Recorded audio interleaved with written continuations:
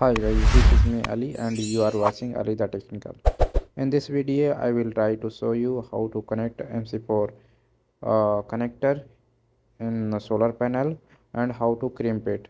So let's start the video. Hello guys, today I will show you how to connect MC4 connector. So here is MC4 connector.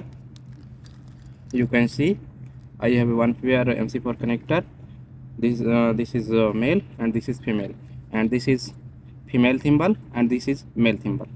Okay, this is my MC4 kimper tool, well, stripper and spanner. So first of all I will strip wire approximately 1 cm. You can see here. Then I will put here thimble and just take it inside and hardly press it.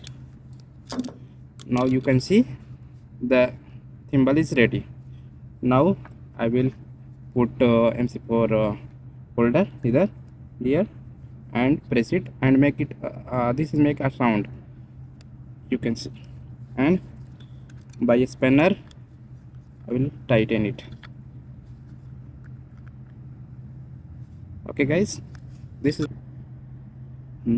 so now connector is ready to connect. So you can see here female connector and male. So we connect now this. Okay, it is ready. Okay, thank you.